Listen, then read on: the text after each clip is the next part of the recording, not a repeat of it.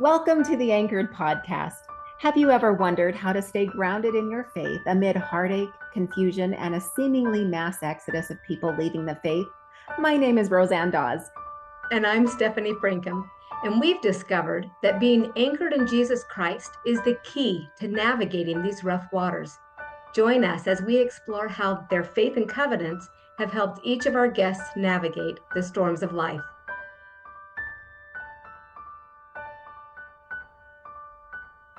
Welcome to another episode of the Anchored Podcast.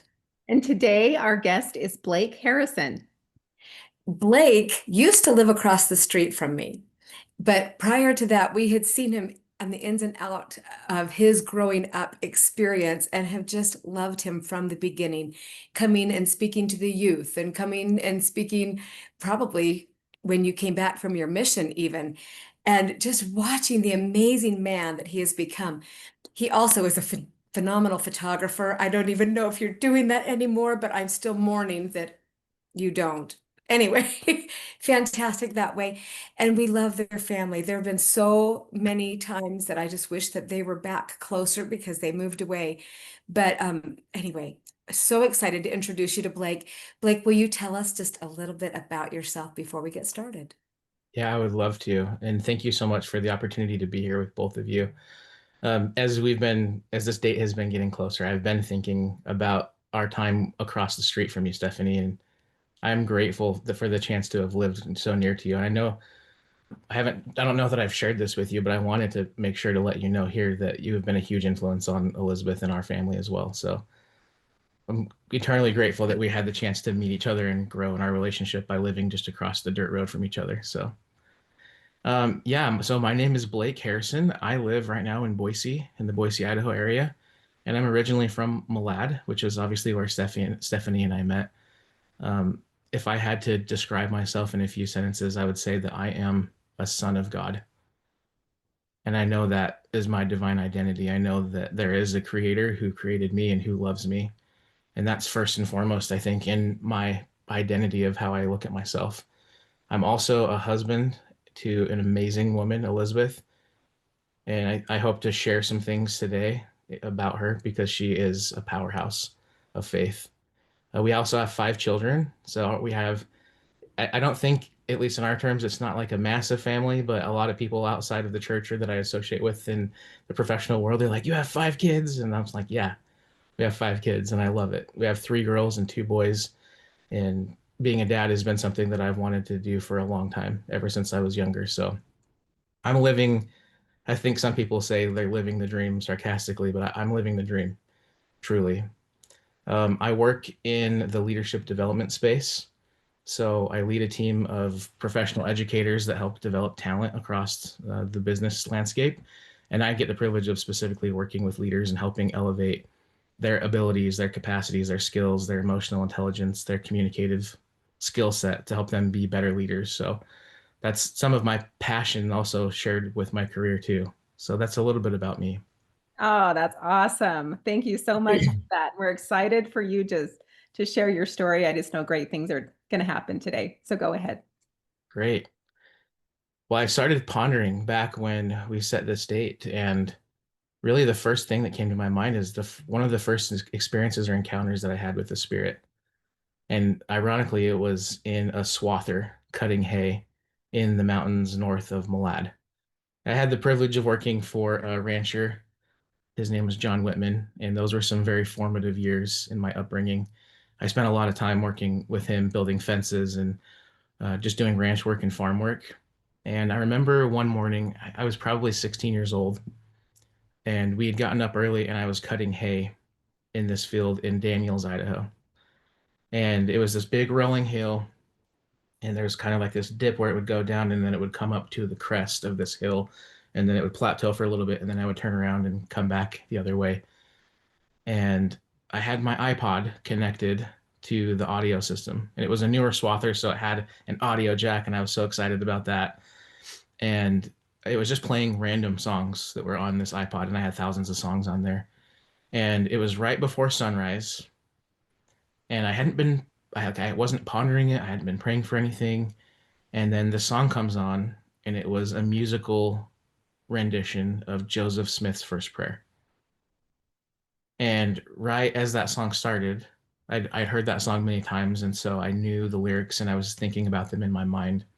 And as the swather that I was driving crested the top of the hill, it was right actually as the sun like peaked over the mountaintop and it just like shined like right on me.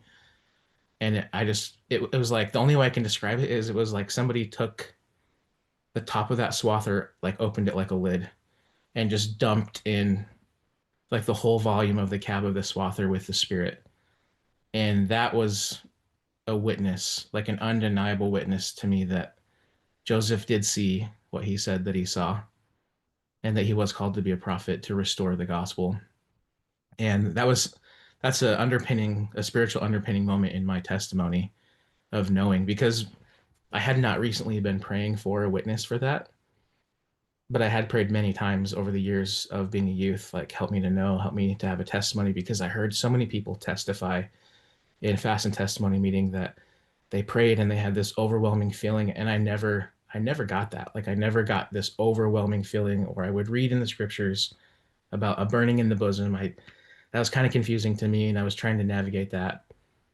And that was really one of the first witnesses that I received of just the spirit filling me.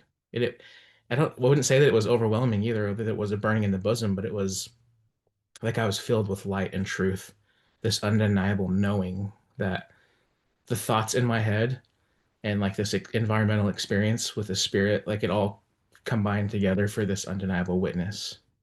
So that was one of the first examples of testimony that I've just been recently pondering as we've been preparing for this meeting. So yeah, the thoughts that I have been thinking a lot about lately is just that my life has been full of what I would call evidences, undeniable evidences of God's working in my life, not only his existence, not only his love, but his divine mercy and grace, reaching out and revealing himself to me. And I have friends across a diverse spectrum, many that are in the church, many that are out of the church, many that left the church, many that have never been in the church, many that don't believe in God at all. And I have lots of interesting conversations with all of those different people and friends. And a thought that's been on my mind lately is just how faith plays a role in every single human being's life and in existence. Like, faith is what drives us to act on a belief. It's a verb, right? And so I've been thinking just a lot about that and how there is evidence of God. It doesn't have to just be a spiritual faith that doesn't have any witness or any evidence. In fact, God has given me countless evidences of his mercy and grace. And so that's really where my thoughts have been lately, and hoping to share just a few experiences, trying to pare down to just a handful of those undeniable experiences in my life. Um, Maybe the next one that I think comes to my mind is when I lived in Texas. So 2 days after I graduated high school, I with some of my friends were like, we're gonna get the heck out of this small town. We're going to live the big city life and spread our wings. And so we moved to Houston, Texas, and we were doing some work down there. And that for me was like my first time ever living on my own. There was no one there to say, hey, it's Sunday, we're going to church, or read your scriptures. Like, it was whatever I wanted. It was the first taste of true adult freedom. And I was thinking, like, do I go on a mission? And I'd always thought about going on a mission. I'd always planned on going on a mission. But then when I realized that no one was going to make me do anything, I thought, do I really want to go on a mission? And so that was kind of just this thought that was on the forefront of my mind all the time. And I would kneel down and I would pray and say, like, okay, if you want me to go on a mission, help me to know if this is all true. And I'd kind of forgotten, or chose to forget, like, all the other witnesses that I had received up to that point, right? I was kind of asking for another witness of what I had already received. And it didn't come. There was nothing that came to me, like, in the moments that I was praying, and I thought, well, maybe I shouldn't go on a mission. And weeks later, one morning randomly, I had a laptop that my parents had gifted to me as a graduation gift. And I would always leave it on the coffee table of our apartment. And there was a bunch of guys that were living in this apartment that worked with the same company that we were working with. And I was running late and I was running out the door, and I just had this thought like enter into my mind. And I recognized that it wasn't like my own thought. It was like inserted into my mind. And it just said, you need to put your computer under the couch. And I was like, that is weird. Like, that doesn't make any sense. And I almost ignored it. And I was walking out the door. I had taken a step out the door and it came again. You need to put your laptop under the couch. And I thought, okay. So I ran back in. I unplugged the laptop. I put it on the carpet and I just like slid it across the floor and it went underneath the couch. And I thought, good enough. I walked out, I locked the door, and I left. And then we worked all day and worked into the night. And then when I got home, a friend of mine and I got home to our apartment. There was cop lights outside, and we walked up the stairs to our apartment, and there was a bunch of our roommates that were outside, and there was two officers that were writing down notes, and we're like, "What happened?" And the long story short is, we got somebody broke into our apartment and stole everything in our apartment. They stole all of our electronics, cameras, computers, iPods, all the things that we had that were of any monetary value. And so they were finishing up the police report, took notes, and then we came inside and we're just kind of talking about it. And then I realized, like, oh yeah, I had this random at the time, I thought this random thought to put this laptop underneath the couch. And so I asked the guys, like, hey, can you guys get off the couch for a second? And I lifted the couch up and there was my laptop sitting there. And they're like, what the heck? Like, what is that? And I'm like, I don't know. I said, I just had this feeling this morning. I needed to put my computer under the couch. And they're like, are you serious? And I was like, yeah. And it was still there. And so for me, and I was recently telling my girls this story, actually, my kids this story for the first time. They'd never heard it before. And they were like, well, why did God care about your laptop? That was one of the questions that my girls asked. Like, why did God care about your laptop? And I said, he didn't. He didn't necessarily care about the laptop. It wasn't about the computer. It was about me learning and remembering that he's there. It was a witness, again, another evidence that I'm here and I love you and you have to exert effort to know me, but I'm here. And so, as silly and insignificant as a laptop under the couch might be, that was for me a reminder that I'm asking questions that I already know the answer to. And so that shifted for me two things. It shifted for me my ability to understand and recognize the voice of the Spirit. And it also shifted for me my decision to serve a mission, which is something that I had already known I'd committed to even before I came to this life, but I just needed to recommit to it. So I did. I went on a mission shortly after, and I could talk about my mission for hours, for days, honestly, probably longer than that. But my mission was so pivotal to my testimony, my faith, my development, my career. I was called to serve in the Illinois Peoria mission. And then after I was out for a little while, about 6 months, our mission consolidated. And so it When were was, you there? Sorry, my oh parents served no. there. Oh, did they really? I didn't know that. I served between, They were in Springfield. How I close is was it? in 2010 to 2012. Okay, now I don't remember when they were there. So that I'm was really in, helpful for it, but it was yeah, Sherry and Chip Lyon. You don't know them, do you? I'm not sure if I do. Okay, it's all good. I don't Okay, think so, but I'm really interested to know if we served at the same we time. can talk later. Okay. Was it the same mission, the Illinois Peoria mission? I don't know. Is it called Peoria? If it was, they were in Springfield. Yeah, Springfield was in my original mission boundary. And then, so they took my mission and they split it in half. So they dissolved the Illinois Peoria mission, and half of it went to the St. Louis, Missouri, and then the other half went to the Iowa Des Moines. Okay, So I was reassigned to the Iowa Des Moines mission, but yeah, we'll have to we'll catch up. dig deeper on that and see if we served together in the same mission. Um, but yeah, in my mission, I had the chance to serve in Iowa, Missouri, and Illinois, all three states. And it was such a sacred place to serve because Navi was there. I served in the Navi zone for 6 months. Carthage was in our mission. There were so many sacred church history sites that were there. And I'd never been to Navi before. I'd never been to any of those church sites before. So to be able to serve where Joseph and the early saints served, I just felt like there's such a sacred feeling to that place.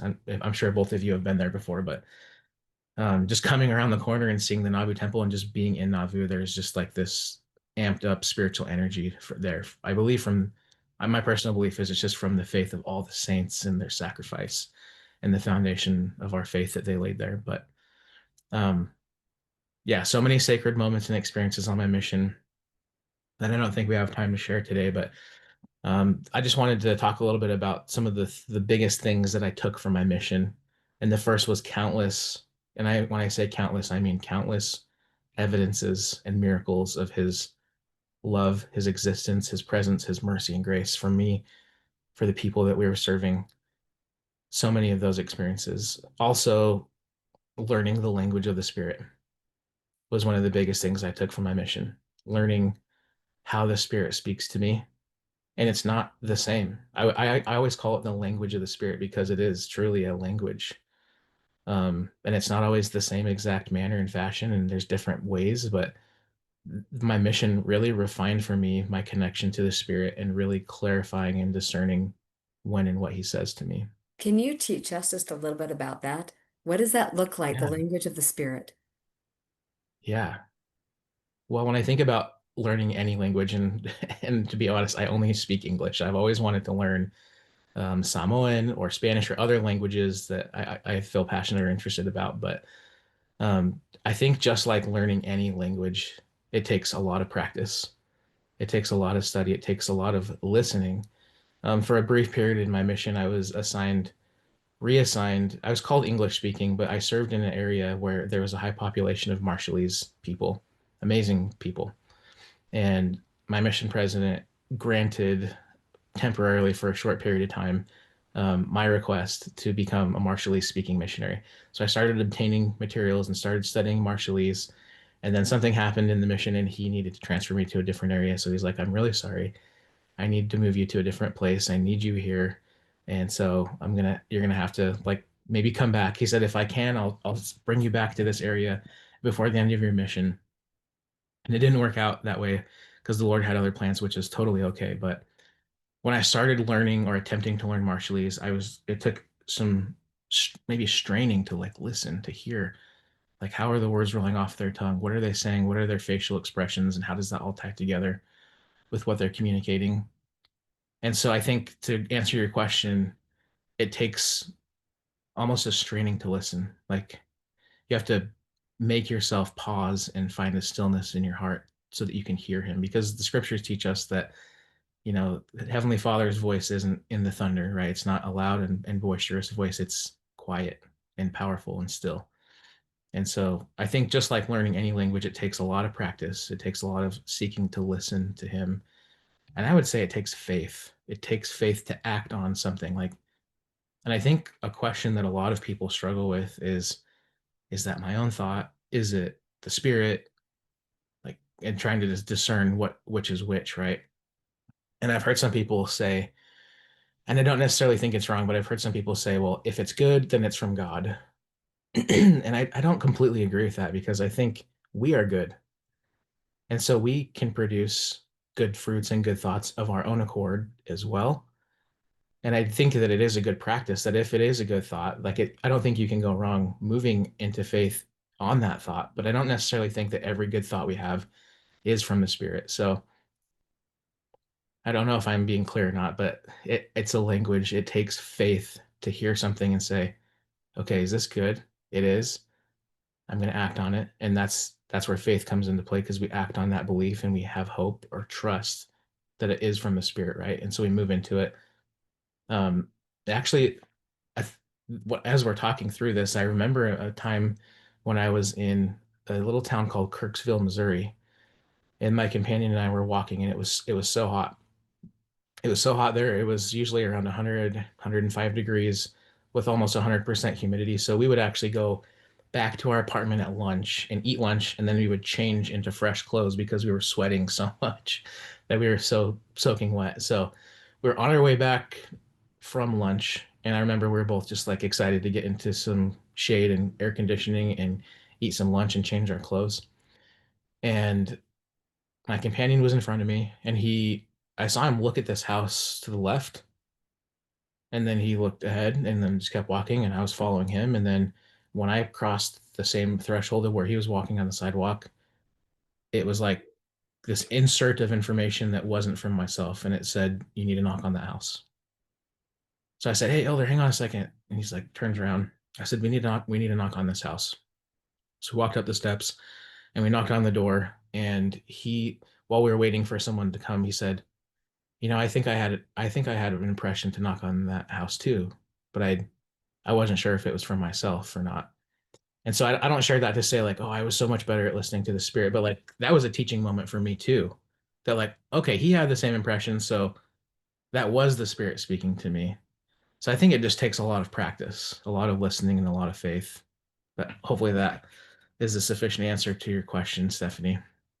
And I love how you're talking about the practice that it takes and then the confidence to act on that, I guess. Yeah. Has there ever been an experience where you did act on it and maybe it didn't turn out like you had expected as far as Hmm. practicing? That's a really good question. I mean, there's been moments like in that case where like we knocked on and nobody actually came to the door, right? Like no one answered the door. So we were like, well, and then even in our conversation, we're like, well, maybe it wasn't an impression. And I was like, no, wait, hang on a second. I was like, you felt it. I felt it. Like what we're doing is consecrated. Our hearts are in the right place. That was a teaching moment for us. It wasn't, and I think as I think about your question, Roseanne, I think that's such an important part of learning the language of the spirit is that we need to be careful of attaching our own expectations to what it means to follow a prompting, right? Because in that example, it's like, well, we expected that because God inspired us to knock on that door, that someone was going to open it and they're going to say, like, can I get baptized right now? But that wasn't the outcome. No one answered the door. But it was a teaching opportunity for us to recognize we are being led by the Spirit, and that was an impression. And that's the faith, the continuance of faith to just trust that no one answered the door, but yet I know what I felt. And when we can just kind of embrace, I know what I felt. And Yeah. as God is aware of me and he wants me to learn the language of the spirit, he wants me to act in faith. I love what you said about just detaching from our own expectation of what that looks like Mm. because God has a different plan for most of us than we think. And Yes. we can just learn to trust those promptings. And it goes back to what you're originally saying from the beginning of this time together is because God is there. Right. And because God is there, it doesn't really matter if you are being led by the Spirit and being Yes. trusting in that, and God is there, like, what do we have to worry about? Right. That Yeah. is so true. In fact, as I was listening to you, I had another experience come to my mind, and I didn't plan on sharing a whole bunch of mission stories in this, but let me just share one more real quick because it speaks to your question and to what both of you are to what we're sharing here in just trying to understand the language of the spirit better. But I was training a new missionary in and I was actually in my favorite area, one of my favorite areas where I was trying to learn Marshallese. I was training a new missionary and he was really struggling with that, just that, like, how do I feel the spirit? How do I know if this is from me? And I was trying to encourage and help him. And what was unique about this is he actually wasn't a full-time missionary called to our mission. He was actually a local missionary who was working to prepare to serve. And his mission or his stake president had worked out something with our mission president where he was temporarily for a short period of time set apart as a full-time missionary and was given to come be with me for I think 2 weeks or something just to prepare for his mission. So it was a unique circumstance, but we had prayed the night before and we had set our plans for the day. We did our main plans, we did our secondary plans, we did our tertiary or third level plans of like, okay, if these plans fall through, these are the things we're going to do. And so we had woken up and he had felt the night before we should knock the street that we lived on. And I was like, that's a great idea because we never knock the street because we live here. We always go somewhere else. So we get up in the morning, we do our study, we're excited to go out, and we knock every house up the street and every house down the street. And there's probably 40 houses. And not one person answers the door, not one single person. And so he's like, man, I really thought that I was inspired. I'm like, don't be discouraged. I'm like, let's just keep moving forward. We have secondary and third, tertiary plans. Like, let's move into those. And so we did. We went to our secondary plans and there was nothing, like no fruitful, like not even a single conversation with anyone. And so we'd burned through our first, second, and third plans. We sat back in the car and he was getting really discouraged. And I said, let's pray. Let's let Heavenly Father know that we've tried everything that we know to do and we don't know what to do. And so we're trusting him to guide us. So we did that. And as we were praying, a name came to my mind, Judy. She was the person that we had taught for a while before, but had kind of stopped teaching. So I said, let's go to Judy's house. So we drove to Judy's house. We knocked on her door. She wasn't home. We prayed again. We felt that we needed to go see another member of the church. But I knew that they were on vacation too. I knew they were on vacation, but we went there anyways. So we go to their house. We knock on the door. Nobody answers. There was some people outside. So we talked to them for a minute and that didn't yield anything. And then we go back to the car and he was really discouraged at this time. And I was like, it's okay. Like, we're just going to, we are making the most of our consecrated time. Like, our hearts are in the right place. Like, let's just keep stepping forward. And so we prayed again. And he said, I feel like there's a name coming to my mind. And it was some people that we had been trying to teach for a while on and off. They were hit and miss. And we also knew that they were both at work too, because this is the middle of the day, or late morning. So we go to their house and knock on their door. And of course, they don't answer. And the second that we turned, and this is like they lived in an apartment building and they're on the corner. So the second that we turned to walk back to our car to drive away, a man and us like met face to face on the corner of this building, and he had crutches and a big cast on his leg. And we said, "Oh, hey, how are you?" And he said, "I'm okay. I'm trying to get down here to get some medication. I broke my leg. I'm having surgeries. Like, this is such a struggle." And so I said, "Okay." We looked for his package. It hadn't arrived yet. And so we said, "Well, we're missionaries." We explained who we were and we asked if we could teach him. And he said, "Sure." So he leads us back around the back of this building, up 2 flights of like wooden stairs. And it took him a long time, right? Because he's on crutches and there's no elevator. And we go into his apartment and we teach him the first lesson. And it was so powerful. And at the end of it, we said, "Hey, will you pray to know if what we've taught you is true?" And I was so surprised by his answer because this was going so well. He said, "I don't need to pray." He said, "No, I don't need to pray." And I was like, "Well, if you don't mind me asking, like, why not?" And he's like, "Because I already know." And I'm like, "Tell me more." Like, "What do you mean?" And he said, "I've been looking for a church. I've been looking for a faith, for a church that is true." And he said, "I'm tired of looking. I've gone to every church in this area that I can walk to." And he said, "This morning I woke up and I said, God, like, this is the last time I'm asking for this. So please show me the true church." He said, then I got off my knees. Tried to get dressed.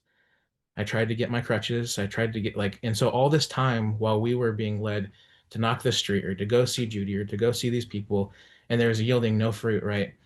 This was his timing of struggling to get down the stairs, to get dressed, to get down the stairs, to meet at the exact moment.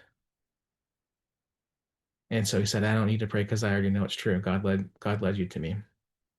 So as you asked that question, Roseanne, I thought back to that because there was a lot of moments along the way where we could have stopped because we were discouraged that it wasn't yielding the fruits that we expected. But I think that's the lesson that I learned from that, is to press forward, to keep stepping into with faith into those impressions, because the outcome is often different than what we expect or think it will be. You know, when President Nelson, that's what I remember most when he said, expect miracles, but they probably are not going to be the ones you expect, right? Yes. This right here is just a beautiful illustration of why his plans are different than ours. We live in this third dimension, fallen world, and we just don't see his plans. But as we act in faith, beautiful outcomes more than we can even expect. Yeah. Miracles happen, right? And what I'm loving so much is that you are talking to the real person, because I think sometimes we look around ourselves and we think that everybody else has this amazing relationship with the Spirit and they get it. And it's like, you know what? Sometimes it doesn't feel that way. Sometimes you're just kind of in the muck and you're thinking, I can't get anything, or it's coming too slowly, or you keep going at something again and again and again. And you're like, Are you even there? Are you even listening to me? But you're saying that if we practice and then we just continue doing the best that we can with the consecrated time that we have as members of the Church of Jesus Christ of Latter-day Saints, just keep doing our calling, just keep doing what we feel that the Spirit says to us, because and then we think, yeah, that's what I feel He's telling me to do. So I'm just going to keep doing it. And the fruit does come, but it's just not in our timing. Right. It's beautiful. You said it Thank way better than I could have. That was Oh, beautiful. heavens, no. That was so Thank good. you. Okay, Yeah. Blake, we will let you move on from your mission if you there, because I know you had other stories you wanted to share. Yeah, I Thank did. you No, so much for stopping and addressing that for us. absolutely. I love your guys' questions. Let's see. I want to fast forward after my mission. Um, Elizabeth and I met and got married, and we could share so many stories about that and what led to that. But our first house that we bought was in Rigby, Idaho. So we purchased a house, we moved up to Rigby, and I got a different job up there. And our plan was that I was going to finish school. I had started my undergraduate degree in communication. So I'm like, okay, we'll be closer to BYU, Idaho. I'll be able to finish school. And I never made it back to school at that time. And we had Hannah, our first daughter, and we were struggling financially so much. I had gotten a pay cut at work and we had a mortgage, and thankfully I hunt. And so we actually lived on the meat from a deer that I had shot earlier that fall. And it was just a struggle. I remember we finally had saved up for the first time in like 2 or 3 months, and we bought a small, tiny carton of ice cream. And it was like such a treat. We were sharing it, like, and we were smiling, like, and it tasted so good. Like, oh, we got some ice cream. Like, we had a little treat to share with each other. And previously, I'd worked as a technician, so I thought, you know what, I can go back and make more money and be a better provider for my family doing that. So we moved back to Malad. And the challenge was is we still owned our home in Rigby, and then we were renting a place in Malad. And so I have an amazing father who taught me how important it is to be a provider spiritually and financially in all the ways that that responsibility, encompasses. And so I was like, okay, I'm going to figure out a way to do this. So I was lucky and blessed. I got another job working it was like this big warehouse job, and you would work 40-ish hours in 3 days. So Saturday, Sunday, Monday. And then I was working also as a technician Tuesday through Friday. So two full-time jobs to keep things afloat. The challenge was it required me to work on Sunday. And I didn't like it, but I'm like, I need to provide for my family. I'm going to do this. So I moved into it and I was working. And I'll tell you, I did it for 6 months, and I felt so depressed. I'd never struggled with depression. At that same time, my wife was struggling with severe postpartum depression. It was a dark time. And I felt like I'm not feeding my cup spiritually, but I'm keeping us afloat financially. Our realtor in Rigby was working really hard to try to help us sell our home, but like there were no leads, no interests. And so 6 months in, I came home and I broke down to Elizabeth and I just said, I can't, like, I feel so unfulfilled. Like I feel like God has so much more for me to do than, stock pallets in a warehouse and like not give light or hope or like lift or help support people. I'm just feel like I was wasting away. And she said, I'll never forget this. She said, you need to show God your faith. And I said, what do you mean? And she's like, you need to prove him. You need to prove God, just like it says in Malachi. You need to prove him. And I'm like, what does that look like? And she's like, quit tomorrow. Go in and quit. And I'm like, babe, I can't quit my job. Like, we have to have a place to live. Like, we can't, it'll crush us financially. And she said, you need to prove God. Pray about it. So I prayed about it. I went in the next day, like feeling so much anxiety and heaviness. Like, what am I going to do? And I was like, I was just trusting Elizabeth's counsel. So I went into my supervisor and I was like, hey, I need to resign. I need to quit. And he was like, really? And I was like, yeah, I just need to do it.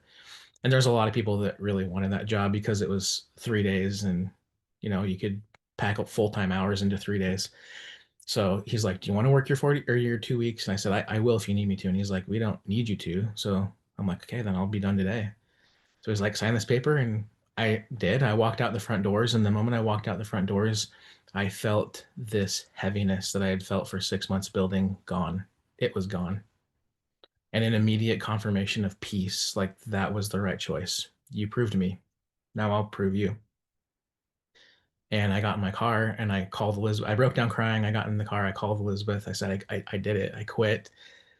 And she's like, I feel that this was the right choice. And I said, I feel it too. And we shared in that witness. I drove home, and it wasn't 2 days later that our realtor called us and said, hey, we got a cash offer on your house. They want to close quickly. And again, another undeniable evidence of his love and mercy and awareness of what we were going through, right? And I remember calling my mission president, who I'm very close with, my mission president and his wife, amazing people. And I shared that with him, and he's just like, and now you'll never work another job that requires you to work on Sunday, will you? And I said, no, I won't. And I understand there's some professions that are required to work on Sundays, but truthfully, I didn't need, it wasn't like a vital position, to people's health and well-being that I needed to do that. So, and I've been blessed. I haven't had to work another job on Sunday because I made that commitment. So that was another interesting and powerful evidence, I think.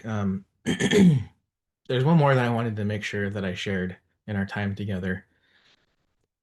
And I haven't really talked about this one publicly, but I felt that I needed to share this. So fast forward years later, and we had moved up to live across the road from the awesome Franken family and so many other amazing people that are in that ward, in that area.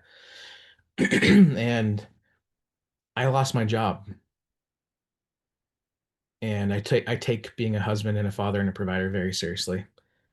But I lost my job, and before I lost my job, in fact, a couple of weeks before, we had a camper, and it was like coming out of winter into spring. We had a camper that was parked outside, and I needed something that I had stored in it, so I went out to check on it and to get it. And the whole roof of our camper was like caved in, and there had been water leaking in one of the corners, and like I opened one of the cupboards, and it was full of mold. And we had worked really hard to get that camper. We just love spending time outside and camping. And so I was really upset about that. And I'm a very optimistic person, but it really upset me. Kind of ruined my day. And I don't let many things ruin my day, but I thought, man, this really sucks. Like, so that's I think an important precursor to this experience. But fast forward a few weeks later, and I lost my job, and we had been trying to work through an insurance claim on our camper, and this never happens, but we got an insurance claim a few weeks after I lost my job, and it was more than we had even paid for the camper.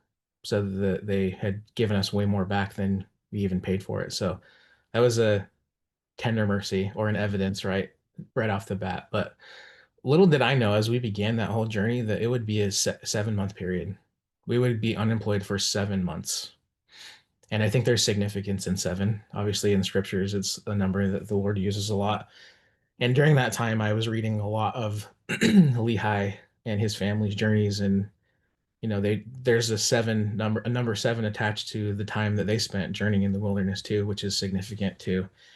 But early on into that, I was doing everything I could. I had tried to slow down on my photography business, and I thought I have this business, I'll just lean on that some more. But like less jobs were coming in for that. There was less interest. So I did odd and end jobs for friends here and there, and we were draining everything. We had cashed out our 401k. We were leveraging everything we could to keep surviving. I was applying for jobs. And a couple of months into this, I was determined to get revelation and direction for my family. I went to the temple and I asked Heavenly Father to speak to me, to give me direction for my family. And I was very specific. I think there's power in specificity of prayers. And I just said, you have called me to be the patriarch of this family, and I'm calling upon that priesthood duty and responsibility for you to give me guidance and direction. And I asked him specifically to answer me through scriptures. And so I went through a session in the temple. I sat in the celestial room, and I grabbed the triple combination off of the table there, and I slowly turned it open through Doctrine and Covenants until I just slowly turning pages until I felt like, okay, this is a place you need to stop. And it was in Doctrine and Covenants, section 99. I'm going to read it here. And, all the thoughts and feelings in my heart were like providing for my family and like, where do I go? Where do you want me to go? And the first verse I read says, "Behold, thus saith the Lord unto my servant, John Murdoch." But of course, I was likening this unto myself. "Thou art called to go into the eastern countries." And I'll tell you, when we read about Joseph saying that when he read James prior to his first vision experience, that he said, no, never before any point in time did, the power of God's power come into his heart than it did at that time. And that was how I felt. It was this power that flowed into me. This is God speaking to me. I continued to read down, and it said, "And now verily I say unto you that it is not expedient that you should go until your children are provided for, and sent up kindly unto the Bishop of Zion." And we had depleted all of our finances, and we were low on groceries, and I was fighting, like going to talk to the Bishop Sorensen because of my own pride. Like, I take a lot of pride in being a husband and father and working to take care of my family, but I was reaching a point where I didn't have that ability, right? And so that was also another direction to go see the bishop and ask for help. And then I continued to read into the next section, and it says, "Verily thus saith the Lord unto you, your families are well, they are in mine hands. And I will do with them as seemeth me good, for in me there is all power. Therefore follow me and listen to the counsel which I shall give unto you. For behold, and lo, I have much people in this place, in the regions round about, and an effectual door shall be opened in the regions round about in this eastern land. Therefore I, the Lord, have suffered you to come unto this place, for thus it was expedient in me for the salvation of souls." And that was something I had been praying for months, is that God would open a door for me, open a door. And this was very clear to me. We were supposed to go east, and like east, whereas I don't know, but I know the direction of east from here. So I started applying for jobs east of where I lived, right? And some of the positions that I was interviewing for, they were 6, 7 month, 5 month interview processes. Like, that isn't awesome, but that's just how long they were taking. And on my birthday, I got a call after interviewing with this company for 5 months. And the night before, or a couple nights before, I was talking to Elizabeth because I knew I was kind of in the top few candidates that they were looking at. And we had less than $10 to our name. And I said, even if I get an offer, like we couldn't even afford to drive there, let alone even just me fly there, let alone us move our whole family there. And when we were going through this, she had taken a note and wrote, "Keep the faith."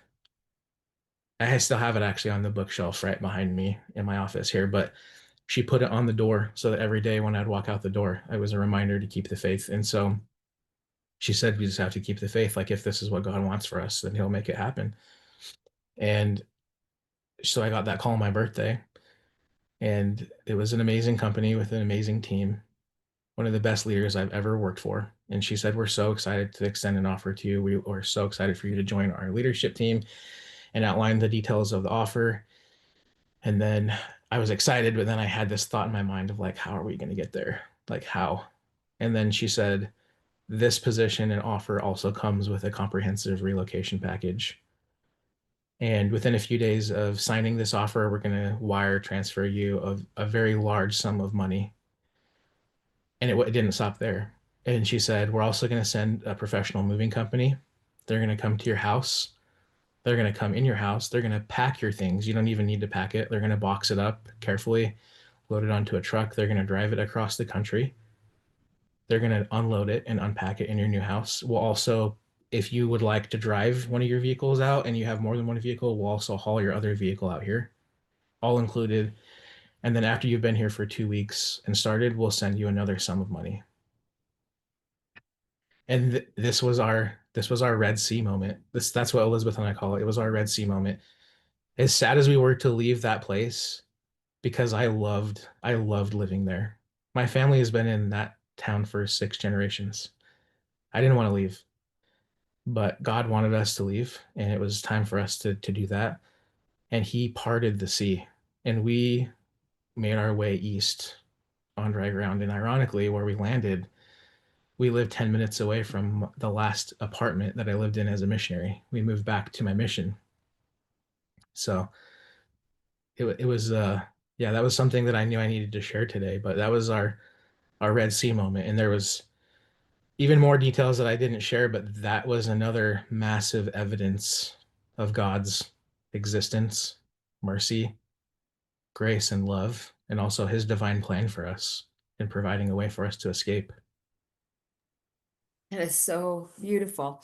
I didn't know that story. I knew that you were leaving, and I was so sad and thought maybe you were getting the wrong revelation. But now I know that, no, that is beautiful. So this is what I would just love to know if you had somebody, sorry, somebody who was just really struggling with um, with being out of work, and it goes on for the longest period of time, with what you have seen and experienced and felt and hurt, the pain that's involved in that, and that mistrust sometimes that you start wondering, is God even listening? Does he even care? What advice would you give to somebody in a situation like that? Such a great question. And I feel underqualified to answer that, but I will do my very best. I did feel like that, Stephanie. I did feel like, are you listening to me? Like, I am trying so hard. Like, you've entrusted this family with me. And you know how serious I take my call as a husband and a father. Are you listening? And there was moments along the way where I felt like, I'm listening. Are you listening? And I think it's easy when we get into those moments, like the depths of despair, to ask, like, is God listening? But I think it's really important to ask ourselves if we're listening to him.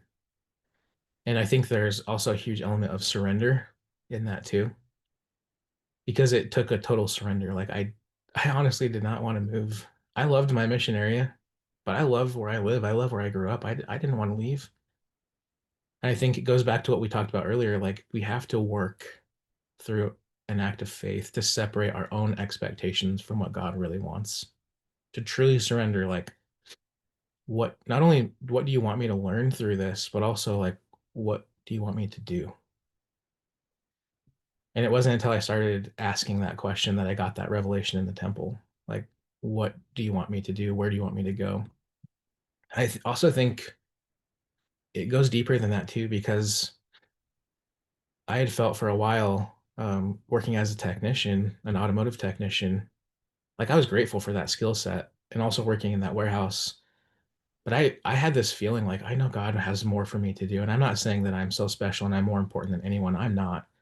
But I feel like I had gifts and abilities that I needed to use not only to do God's work, but I could also use them to provide for my family. And so that, like, there's so much there to unpack that we don't have time for today, but that led me to what I do today. Like, I wouldn't be doing what I do today if none of that had happened. And this is my passion. Like, this is my calling. I actually had a friend recently tell me, like, I feel like this is what you were put on this earth to do. And I think when you can combine your spiritual gifts with also an occupation, and you can not only provide for your family, but also do God's work directly and indirectly, like I'd prayed for that for years, and I didn't realize that like it took going through a trial of faith like this to get there. But we've talked about it and we're like, we wouldn't change it. Like we wouldn't go back at all. If you had somebody that was looking for that, somebody that was looking that know they know that what they have been doing is not it, and that Mhm. they have these amazing gifts and they have gathered them and they've used them throughout time, but there's just kind of this lull and you don't know how to get there. What advice then would you give for that? How do you bring those two together? I think if they've identified their gifts and they're asking and they're continually praying, and I think that's one of the most underutilized or unknown areas of faith is prayer. In fact, the Bible dictionary says that prayer is one of the greatest acts of faith that we can engage in, right? So I think if they have already identified their gifts and their abilities and they are seeking regularly direction and clarity of how they can use their gifts to provide for their family or to find a meaningful career that uses those gifts, I think the next thing that they do is they move forward with faith. And there's a story that my mission president's wife shared back on my mission, but it was about these smoke jumpers that had jumped into this fire, and their direction was to radio back to control for direction. So they landed. The supervisor grouped the team together. He called on the radio and said, "Hey, command," reaching out to command, or whatever the verbiage of the radio talk was, but reaching out to the command center to tell them where to go, and nothing came. Took a few steps to the left, radioed, nothing. Took a few steps to the right, nothing. They did this for a period of hours until they finally just stayed in the same spot. They sat down and had lunch. And then a couple hours later, one of the commanding fire chiefs had hiked all the way up from the bottom to the mountain, exhausted, and said, "What are you guys doing?" And they said, "Well, we've asked. We're just waiting for direction. We're not sure what to do." And he took the radio from them, and he walked 20 feet up the hill and radioed and got reception. Walked 20 feet to the left, to the right, and got reception in all those directions. And so the powerful message from that story was, when you've done everything you can do and you've asked for guidance and direction and it hasn't come yet, use your very best judgment, keep connecting and praying and reaching out to him, but keep moving forward into it with faith. And that's what I would recommend, is keep moving forward with faith. And if you feel like I've gone as far as I can go and I've done as much as I can do, go just a little bit more. Go just a little bit more, and he will reveal himself to you, and you'll have your own Red Sea moment. And that was something that I also wanted to emphasize, is like, these experiences, they're not exclusive to me. They're mine and they're sacred to me, but God does not love me any more than he loves any of his other children. And he will reveal himself in great power and authority and give evidences of his existence, his mercy, and his love and grace to any of his children that are willing to reach out to him in faith. It's not just an exclusive thing for a few chosen select people. No, it's for every single one of God's children. He loves them. Yes. He's there for them. There's so much grace and mercy, and he wants to reveal himself to Yes, us. he does. Yeah. So with all of these experiences, all of these ups and downs, and keep moving forward in faith, even when things don't work out exactly as you think, we just want to ask our final question, Blake. So why do you choose to stay in the Church of Jesus Christ of Latter-day Saints? I know you guys ask this question at the end of every podcast, and I love it, and I eagerly look forward to every person, every guest answer. And in all my preparations and ponderings, I could not curate like a pre-thought answer of like, well, how am I going to answer that? I so this is just a raw, honest answer, because I couldn't come up with anything that I felt like was sufficient for that. Why do I choose to stay in the Church of Jesus Christ of Latter-day Saints? I have just received countless undeniable witnesses and evidences that this is the true church. I have received witnesses in farm fields in southeast Idaho as the sun came up. I have seen God part the proverbial Red Sea from Idaho to Iowa. I have seen healings, spiritual and physical. And it's not just what I've seen, it's what I've felt. It's this undeniable knowing that he is real, that he is full of love and mercy and grace for us, and that this is his church. I have listened to his prophets speak, and I have felt undeniable peace listening to their counsel. It's just this culmination of too many to count of evidences and sacred experiences. This is why I choose to stay. Thank you.